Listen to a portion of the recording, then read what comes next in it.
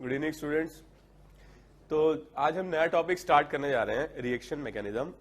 Reaction mechanism क्या होता है? What is the mechanism of A reaction? जो भी रिएक्शंस होती है उनमें होता क्या है? क्या होता है?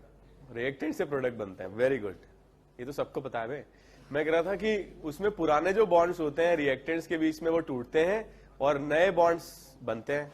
ठीक है, तो ओल्ड बॉन्ड्स का क्या होता है? क्लीवेज, और न्यू बॉन्ड्स का फॉर्मेशन होता है। तो बॉन्ड्स का जो क्लीवेज होता है उसमें एनर्जी अब्सॉर्ब होती है, और बॉन्ड्स का जब फॉर्मेशन होता है तो एनर्जी रिलीज होती है। इसका मतलब रिएक्शंस में एसोसिएटेड है क्या? Bond cleavage and bond formation, और कुछ भी एसोसिएटेड है, that is energy absorption and energy release.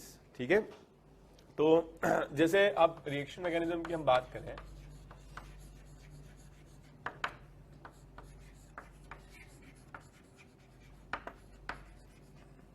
बहुत बेसिक चीज से अपन स्टार्ट करते हैं। A2 plus B2 converts to 2AB। तो कोई ये रिएक्शन है जिसमें A2 प्लस B2 कन्वर्ट हो रहे हैं 2AB में। ठीक है, अगर ये सिंगल स्टेप में होता है, ठीक है, अगर ये सिंगल स्टेप में होता तो क्या होता? A और A के बीच में बॉन्ड है, ठीक है, B और B के बीच में बॉन्ड है, BB के बीच में। ठीक है, तो क्या होगा? जब ये जो बॉन्ड से पुराने हैं ये क्या होंगे? ब्रेक होंगे। तो जब ये मॉलिक्यूल्स क्लोज आएंगे तो क्या होंगे? कोलाइड करेंगे, टकराएंगे, और जब ये टकराएंगे तो क्या होगा? जो पुराने बॉन्ड्स हैं वो वीक हो जाएंगे और जो नए बॉन्ड्स हैं साइमल्टेनियसली वो फॉर्म होने लगेंगे। ऐसी सिचुएशन जब पुराने बॉन्ड्स टूट रहे होते हैं, ठीक है, और नए बॉन्ड्स फॉर्म हो रहे होते हैं, उस सिचुएशन को हम क्या बोलते हैं? Transition state. तो ट्रांजिशन स्टेट वो सिचुएशन होती है जिसमें ट्रांजिशन हो रहा होता है, पुराने बंधन टूट रहे होते हैं और नए बंधन बन रहे होते हैं। ठीक है, ये सबसे हाईएस्ट एनर्जी स्टेट होती है रिएक्शन की। ओके, ये केमिकल बॉन्डिंग के रूल को फॉलो नहीं करती है। ठीक है, इसके बाद क्या होता है? अगर ये सक्सेसफुल कोलिजन है तो ए और बी के बीच में बॉन्ड बन जाता है, और इसमें भी ए और बी के बीच में बॉन्ड बन जाता है। तो ये वाली जो प्रोसेस है ये एक ही स्टेप में हो रही है, मतलब ये दोनों टकराए, ट्रांजिशन स्टेट बनी, प्रोडक्ट बन गया। ठीक है, हमने तुमको देखा, तुमने हमको देखा, ठीक है, हम साथ साथ हैं, और फिर बाद में हम आपके हैं कौन। ठीक है, तो इस तरह की जो प्रोसेस है जो सिंगल स्टेप में होती है वो कहलाती है एलिमेंट्री प्रोसेस। क्या कहलाती है? एलिमेंट्री रिएक्शन या एलिमेंट्री प्रोसेस। इसको हम क्या बोलते हैं? Single step process.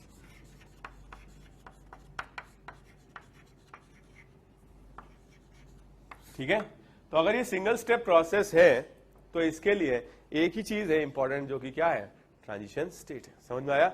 अब अगर मान लीजिए कि जो नए बॉन्ड्स हैं वो ज्यादा स्टेबल है, मतलब ए से और बीबी से ए बी ज्यादा स्टेबल बॉन्ड है, ठीक है, तो क्या होगा? नए बॉन्ड जो ज्यादा स्टेबल है उनमें एनर्जी रिलीज होगी। समझ में आया? मतलब अगर प्रोडक्ट ज्यादा स्टेबल है तो इस रिएक्शन का जो एनर्जी डायग्राम है वो हम ऐसे बना सकते हैं। तो प्रोडक्ट मोर स्टेबल है मतलब लेस एनर्जेटिक होंगे, रिएक्टेंट लेस स्टेबल है मतलब मोर एनर्जेटिक होंगे। तो इस तरह की प्रोसेस इस तरीके से हम रिप्रेजेंट कर सकते हैं। जो ये पीक है एनर्जी का, हाईएस्ट एनर्जी, ये क्या है? Transition state. समझ में आया? तो जो कोलिजन्स होते हैं अगर इस बैरियर को क्रॉस कर जाते हैं तो पुराने बंधन टूट जाते हैं, नए बन जाते हैं, और बैरियर क्रॉस नहीं कर पाते हैं तो नहीं हो पाता पॉसिबल। समझ में आया? तो लो एनर्जी के कोलिजन कभी भी ये प्रोसेस नहीं देते, हाई एनर्जी से ही क्या होगा? कोलाइड करना पड़ेगा, तभी रिएक्शन हो पाती। ठीक है, सक्सेसफुल कोलिजन तभी होते हैं। अगर ये प्रोसेस, इसको क्या बोलेंगे हम? प्रोडक्ट की जो एनर्जी है वो कम है रिएक्टेंट से, इस प्रोसेस को क्या बोलेंगे हम? एक्सोथर्मिक। कुछ समझ में आ रहा है? आ रहा है कि नहीं आ रहा है? आ रहा है? तुम्हें आ रहा है? कितना आ रहा है? अब कितना आ रहा है? पूरा आ रहा है। अच्छा, ठीक है। तो अगर हम इस रिएक्शन में ऐसा उल्टा होता, जो प्रोडक्ट है वो लेस स्टेबल होता कंपेयर टू रिएक्टेंट, मतलब टू AB अगर लेस स्टेबल होता AA और BB से, तो क्या होता? जो प्रोडक्ट की एनर्जी है वो रिएक्टेंट से ज्यादा होती। तो एनर्जी डायग्राम कुछ इस तरीके से बनता। समझ में आया? तो ये वाली जो प्रोसेस है इसमें प्रोडक्ट और रिएक्टेंट के कंपैरिजन में प्रोडक्ट ज्यादा एनर्जी पर है, और ऐसी प्रोसेस क्या कहलाती है? एंडोथर्मिक। तो ये रिप्रेजेंट करेगा क्या? Transition state. आया समझ में? तो इस तरह की प्रोसेस के लिए डायरेक्टली रेट लॉ एक्सप्रेस किया जा सकता है। रेट लॉ जानते हो? जानते हो rate law? So rate of this reaction will be equal to rate constant K, concentration of A2 की पावर 1, concentration of B2 की power 1, and the order of this reaction is this 1 plus 1, that is second order। समझ में आया? तो दोनों की concentration पर rate of reaction depend भी करता है। कोई डाउट? नोट कर लीजिए।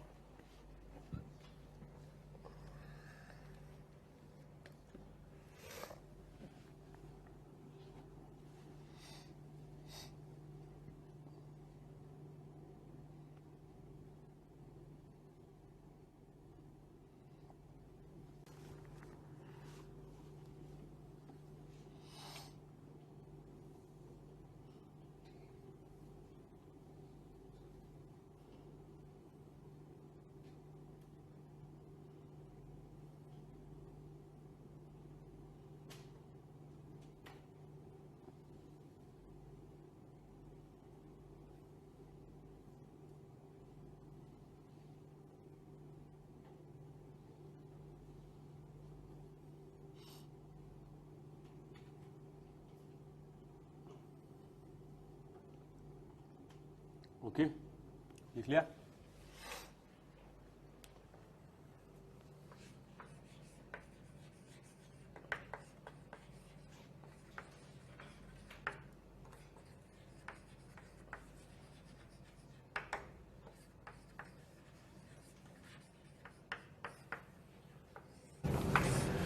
अगर ये रिएक्शन कुछ इस तरीके से होती जिसमें सिंगल स्टेप में रिएक्शन पॉसिबल नहीं हो पाती, ठीक है? जैसे अगर ये रिएक्शन कुछ इस तरीके से होती, पहले ए और ए जो मॉलिक्यूल है इसके बीच में जो बॉन्ड है वो टूट जाए, इस तरीके से टूटे, इससे इलेक्ट्रॉन्स की क्या हो? इक्वल शेयरिंग हो, तो ये बन जाएगा। फिर जो ये बना है ये ए B2 से रिएक्शन करके ये बना ले AB प्लस B, ठीक है? और फिर नेक्स्ट स्टेप में ए और बी आपस में कंबाइन करके क्या बना लें? AB। तो ये जो रिएक्शन है this is taking place in more than one step, and such type of reactions which takes place in more than one step are known as multiple step reaction और complex reaction, ठीक है? जैसे अगर अपन first step की बात करें, so what should be the transition state? सिर्फ ए और ए के बीच में बॉन्ड ब्रेक हो रहा है, कोई नया बॉन्ड फॉर्म तो नहीं हो रहा है, ये ट्रांजिशन स्टेट होगी। बी में सेकंड स्टेप में ए और बी के बीच में बॉन्ड बन रहा है और बी और बी के बीच में बॉन्ड टूट रहा है, ये ट्रांजिशन स्टेट होगी, ठीक है? और नेक्स्ट में देखो सिर्फ ए और बी के बीच में बॉन्ड बन रहा है, तो ये ट्रांजिशन स्टेट होगी। क्लियर? तो हर एक स्टेप में एक ट्रांजिशन स्टेट होती है। कोई डाउट? दूसरी बात, ये ए क्या है या ये बी क्या है? क्या ये रिएक्टेंट है? क्या है ये? रिएक्टेंट है। रिएक्टेंट क्या है इसमें? अगर आप इन सबको सम कर दोगे तो ये ए इससे, ये ए इससे और ये बी इससे कैंसिल हो जाएगा। तो जो नेट रिएक्शन होगी इन सबका सम करने पर क्या आएगी? A2 plus B2 converts to 2AB, ठीक है? तो ये B क्या है और ये A क्या है? ऐसे पार्टिकल्स हैं जो रिएक्शन के दौरान बन रहे हैं और रिएक्शन कंप्लीट होने से पहले डिस्ट्रॉय हो जा रहे हैं। So those type of particles which are formed during the reaction and they are destroyed before the complete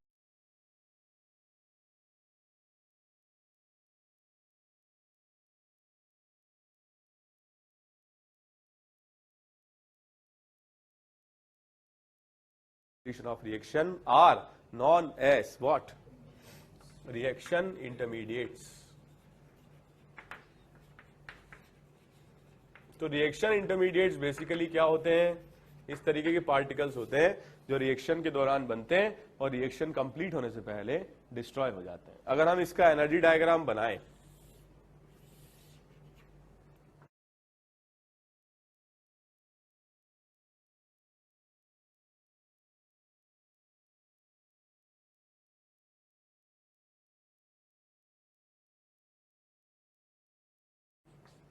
तो फर्स्ट स्टेप में ये बॉन्ड क्लीवेज हो रहा है, और बॉन्ड क्लीवेज होगा तो एनर्जी अब्सॉर्ब होगी, ये प्रोसेस होगी एंडोथर्मिक।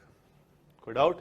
सेकंड स्टेप में क्या होगा, ये बॉन्ड ब्रेक होगा और ए और बी के बीच में बॉन्ड बनेगा। मान लो ज्यादा स्टेबल बॉन्ड है ए बी, तो ये प्रोसेस होगी एक्सोथर्मिक। और लास्ट स्टेप में फिर से बॉन्ड बन रहा है तो एनर्जी रिलीज होगी और ये प्रोसेस क्या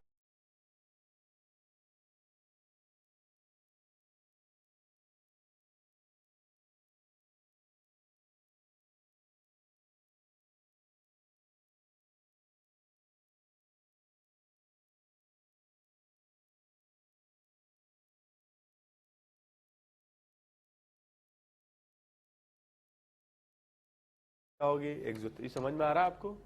क्लियर है? तो इसमें जो एनर्जी के जो पीक हैं, जो मैक्सिमाज हैं, ये होंगे ट्रांजिशन स्टेट्स। ये ट्रांजिशन स्टेट 1, ये ट्रांजिशन स्टेट 2 और ये ट्रांजिशन स्टेट 3। कुछ आ रहा है समझ में? और जो मिनिमास हैं ये क्या होंगे, ये मिनिमा है या ये मिनिमा, ये किसको रिप्रेजेंट करेंगे, ये इंटरमीडिएट्स को रिप्रेजेंट करेंगे। समझ में आया? तो एनर्जी के मिनिमास रिप्रेजेंट होते हैं किस, मतलब एनर्जी के मिनिमास रिप्रेजेंट करते हैं किनको, रिएक्शन इंटरमीडिएट्स को। जो रिएक्शन इंटरमीडिएट्स होते हैं ये लेस एनर्जी पर होते हैं compare to transition state, hence they are more stable. First. Second thing is, since they are more stable they can be isolated from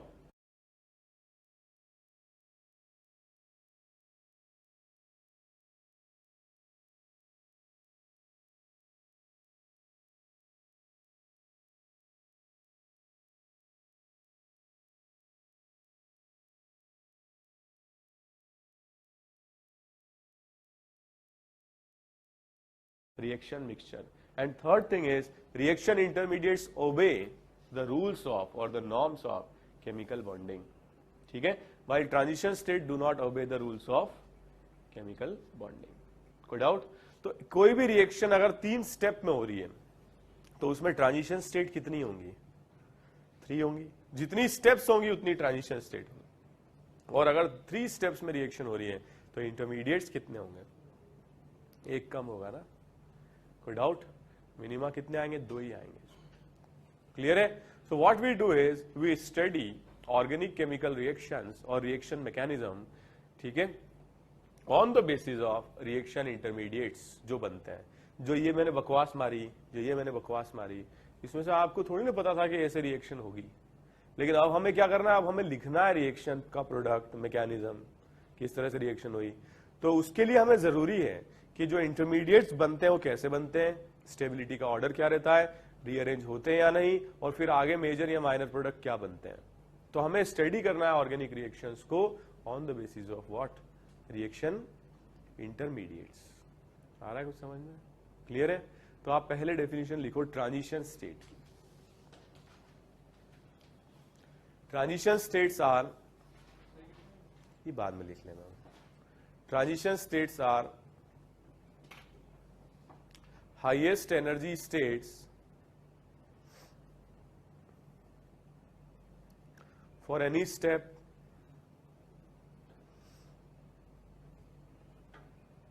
of a chemical reaction. Highest energy states for any step of a chemical reaction. ठीक है? It is the maximum energy state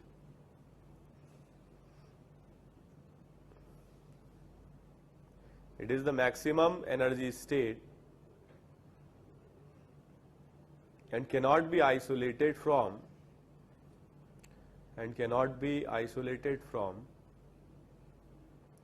reaction mixture. Cannot be isolated from reaction mixture. ठीक है? It do not follow the rules of chemical bonding.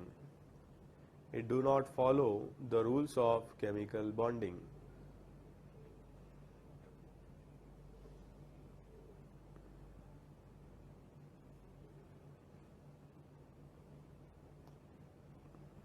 ठीक है? Next आप note करो, reaction intermediates. Reaction intermediates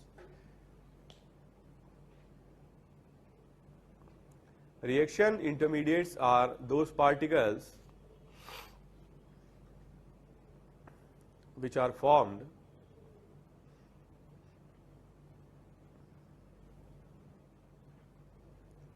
during a multiple step reaction, which are formed during a multiple step reaction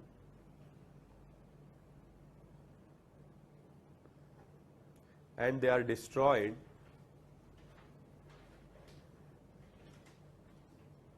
before the completion of reaction. They are destroyed before the completion of reaction.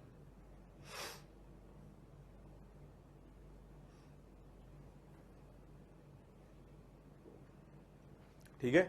Reaction intermediates are more stable than transition state.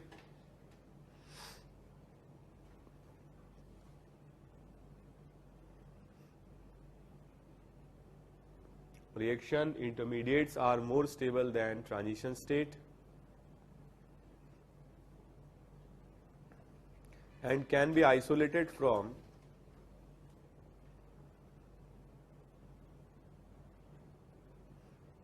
reaction mixture.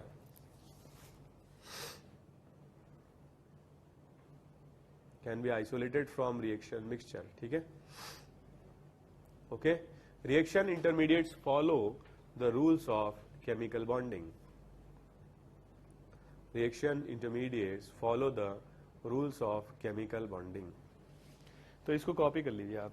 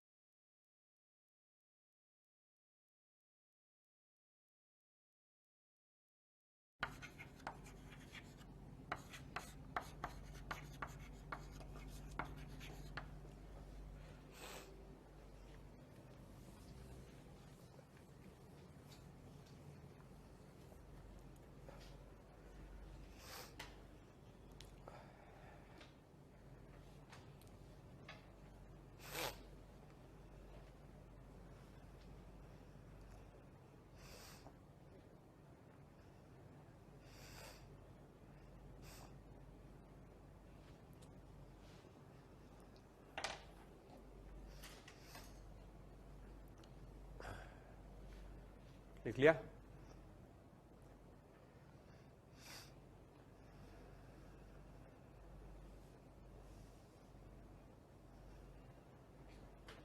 लिख लिया सबने.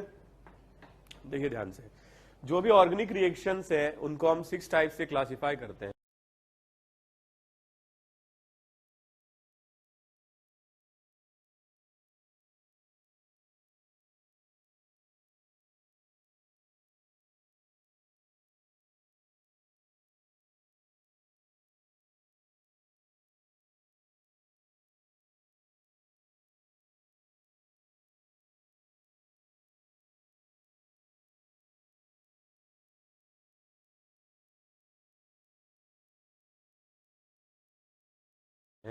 Depending upon the intermediates which are generated. Carbocation, free radicals, carbanion, carbene, nitrene, benzyne. ठीक है. तो carbocation, free radical, carbanion already GOC में हम relative stability वगैरह plus M plus H plus I minus M minus H minus I resonance effect. ठीक है. Aromatic, anti aromatic system, इससे stability compare कर चुके हैं. सो हम जो भी हमने पढ़ा है उसको हम अप्लाई करेंगे इसमें. ठीक है. तो सबसे पहले हम स्टार्ट कर रहे हैं दोस टाइप ऑफ रिएक्शंस इन विच और विच इन्वॉल्व कार्बोकेटायन. तो सबसे पहले हम स्टडी करेंगे कार्बोकेटायन. क्या होता है कार्बोकेटायन?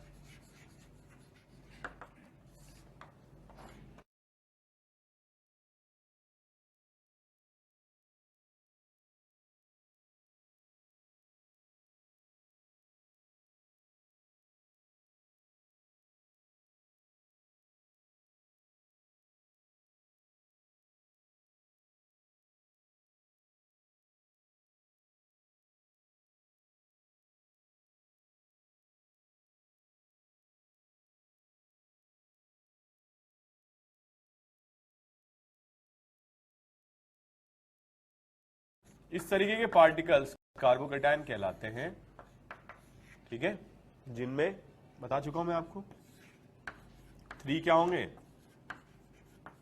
सिग्मा बॉन्ड, ठीक है, और 0 लोन पेयर और 1 vacant p orbital perpendicular to the plane. Shape क्या होगा इसका, शेप होगा sp2 हाइब्रिडाइजेशन, ठीक है, शेप क्या होगा, ट्राइगोनल प्लेनर, ठीक है, इलेक्ट्रॉन डेफिशिएंट या rich, electron deficient, incomplete octet,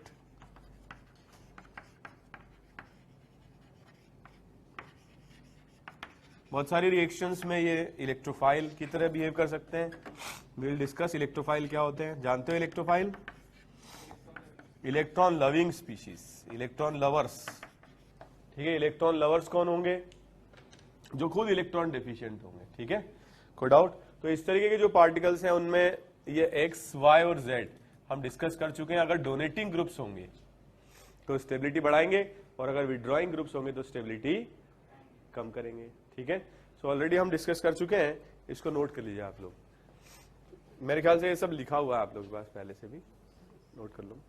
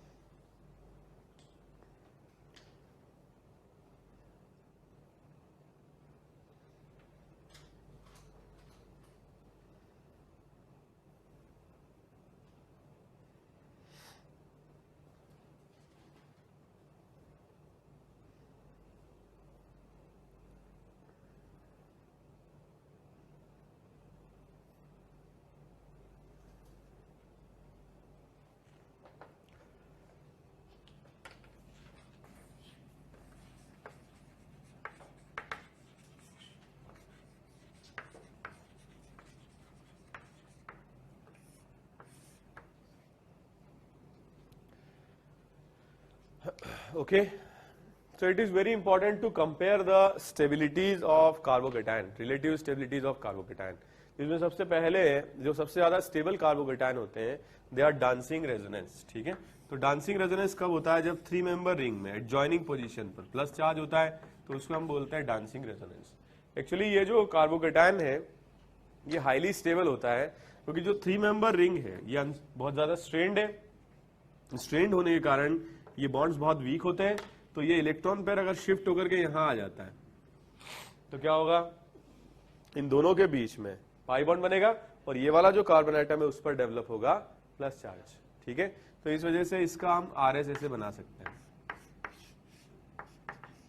या ऐसे उल्टा भी हो सकता है, अगर ये वाला जो सिग्मा बॉन्ड है शिफ्ट करके यहां आ जाए तो इस तरीके का RS बनेगा जिसमें इन दोनों के बीच में आएगा डबल बॉन्ड और इस पर आएगा plus charge. So these type of carbocations are very highly stable, most stable type of carbocations, and they are also known as dancing resonance. They are the only exception where a sigma bond is participating to give the resonating structure. वैसे resonance में कभी भी sigma bond का participation नहीं होता है except for these type of structures. Okay? तो जैसे अगर अपन देखें ऐसे आपको क्वेश्चन दिया जा सकता है,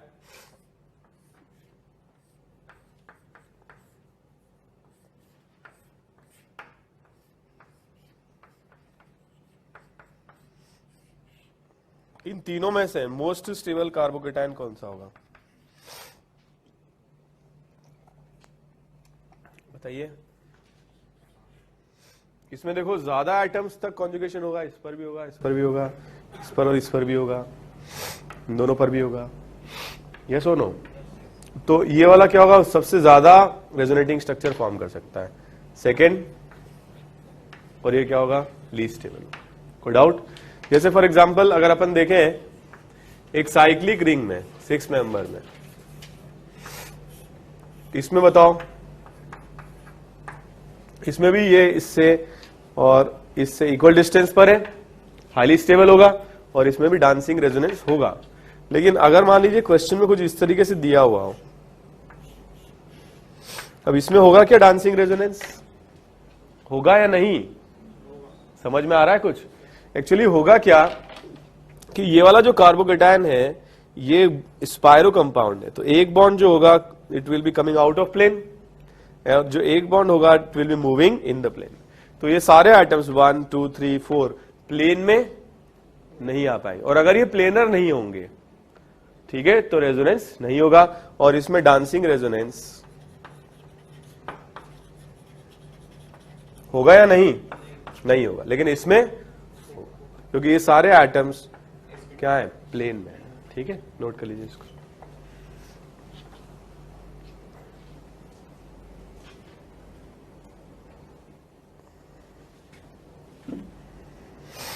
so second type of carbocation जो स्टेबिलिटी हम कंपेयर करते हैं उसमें सेकेंड टाइप होंगे part of anti aromatic system, sorry part of aromatic system.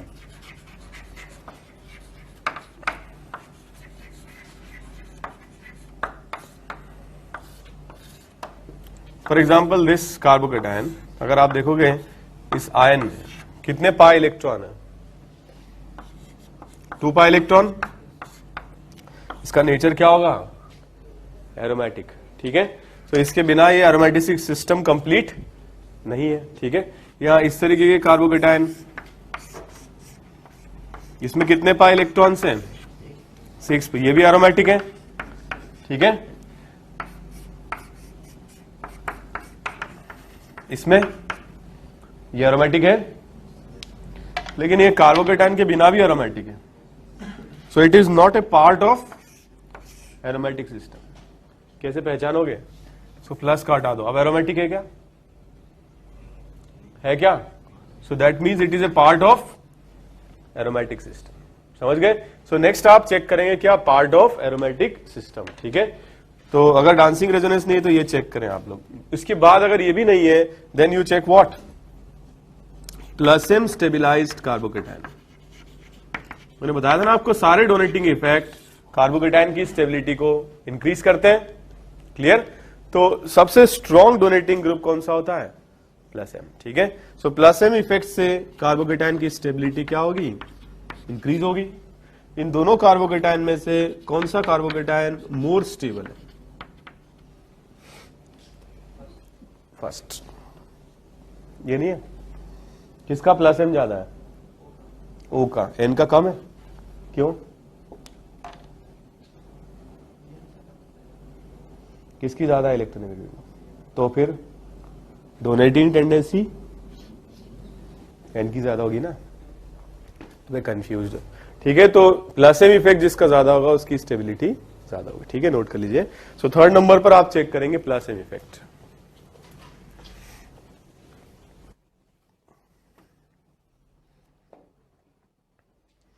Cap web लगा के बढ़िया एकदम फर्स्ट क्लास, क्लास के बाहर मिलता है, मुझसे कहता है सर वो जो आपने पिछली क्लास में SIR पढ़ाया था। मैंने कहा हाँ पढ़ाया था, तो उसमें जो बल्कि ग्रुप लगता है ऑर्थो पे, हमने कहा लगता है।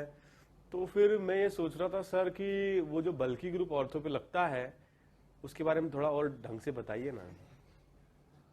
अब धरती फट क्यों नहीं गई पूछने से पहले? ये सारी चीजें एक एक बार क्लास के अंदर बताने का थोड़ा सा डिटेल में बताइए ना।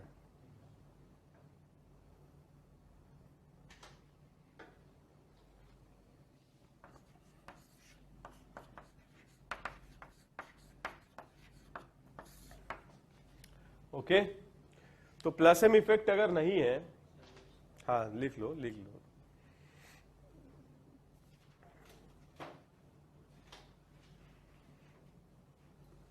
कर लो कर लो।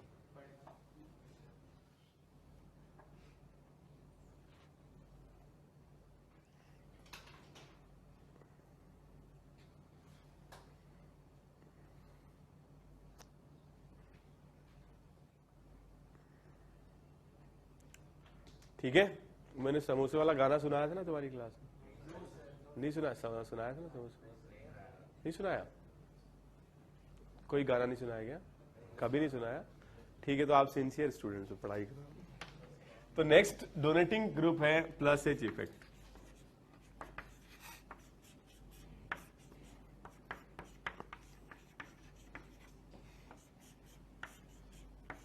एक्चुअली मुझे आपके बैच से काफी उम्मीदें हैं।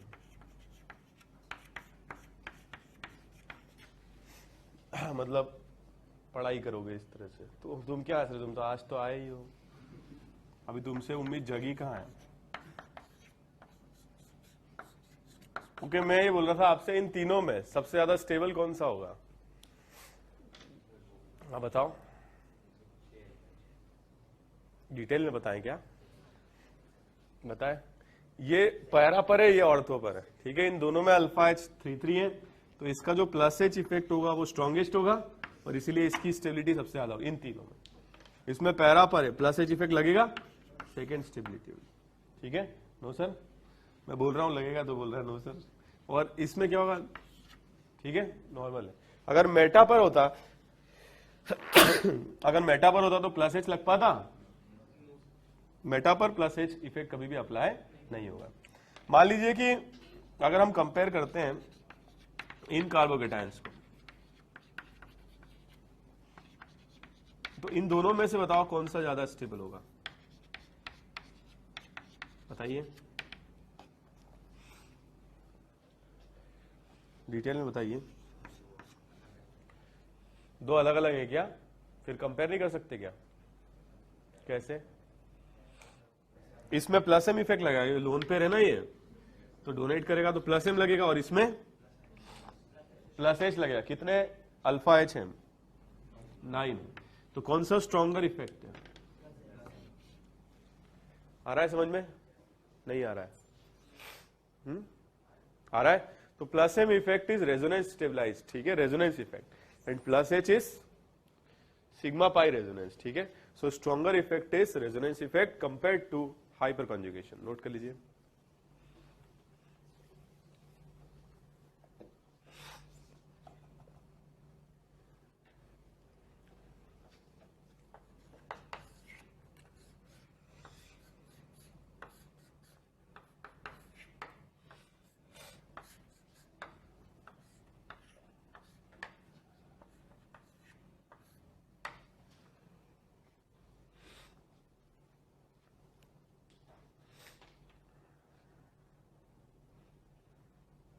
हाँ बोलिए, बोलिए। सेकेंड मोर स्टेबल होगा, क्योंकि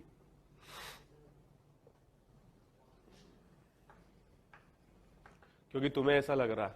फिर इसमें देखो, दो, इसमें अल्फा एच 4 है और इसमें भी अल्फा एच 4 है, तो प्लस एम प्लस एच सब कुछ सेम है। एरोमेटिक का पार्ट ये है नहीं, रेजोनेंस है नहीं, तो किससे डिसाइड करेंगे? फिफ्थ पोजीशन पर हम लगाते हैं प्लस आई इफेक्ट। प्लस आई किसका ज्यादा होगा? इसमें प्लस आई ग्रुप ज्यादा है, स्टेबिलिटी ज्यादा होगा, ठीक है। तो ये सारे जो फैक्टर्स हैं, ये सारे फैक्टर्स स्टेबिलाईज करते हैं कार्बोकेटायन को, और बहुत सारे फैक्टर्स ऐसे हैं जो कार्बोकेटायन को डिस्टेबलाइज भी करते हैं। उसमें सबसे वीक है कौन सा? माइनस आई इफेक्ट, सबसे वीक इफेक्ट, ओके। तो माइनस आई से कार्बोकेटायन की जो स्टेबिलिटी है वो क्या हो जाती है? कम हो जाती है। जैसे इन दोनों मॉलिक्यूल्स में अगर आप कंपेयर करें तो क्या होगा बताओ? इन दोनों में रेजोनेंस नहीं है, इन दोनों में प्लस एम नहीं है, प्लस एच दोनों में बराबर है, अल्फा एच इसमें भी 2 है और अल्फा एच इसमें भी 2 है, ठीक है। लेकिन ये वाला जो ग्रुप है माइनस आई लगाएगा और ये ग्रुप क्या लगाएगा? प्लस आई, तो इसकी स्टेबिलिटी ज्यादा रहेगी, ठीक है। तो माइनस आई हमेशा क्या करता है? डीस्टेबलाइज करता है कार्बोकेटायन को, ठीक है। इसके बाद नेक्स्ट डीस्टेबलाइजिंग ग्रुप कौन से होते हैं? माइनस एच इफेक्ट, ठीक है। फॉर एग्जाम्पल अगर अपन देखें इसमें,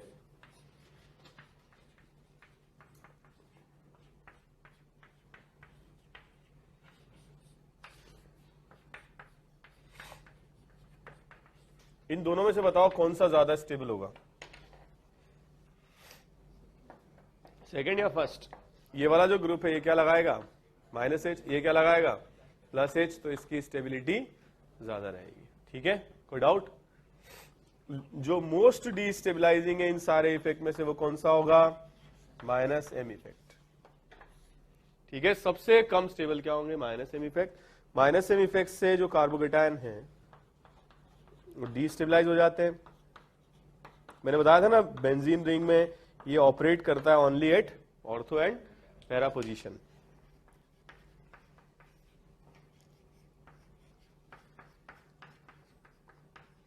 तो इन दोनों में बताओ ज्यादा स्टेबल कौन सा होगा?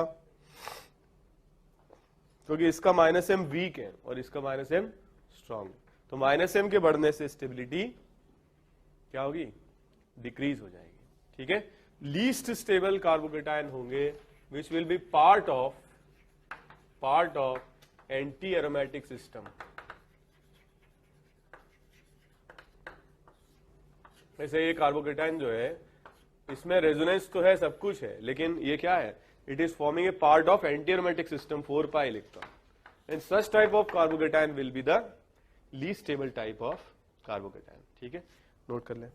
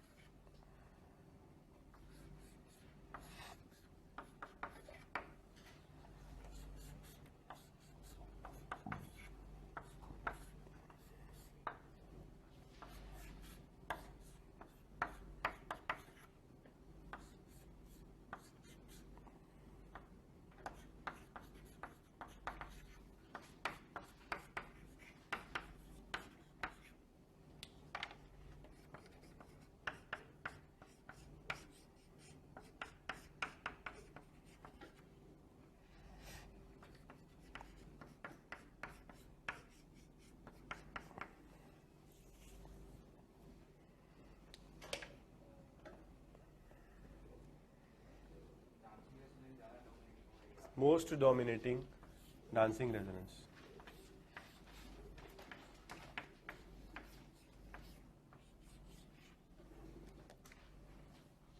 ओके, तो इन सारे कार्बोकेटायन में एक साथ कंपेयर करें स्टेबिलिटीज। ठीक है, डिक्रीजिंग ऑर्डर में, सॉरी इंक्रीजिंग ऑर्डर में बतानी है आपको। ठीक है, नोट करो इसको।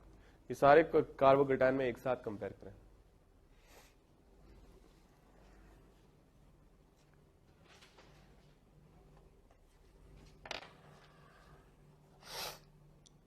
ओके, हो गया?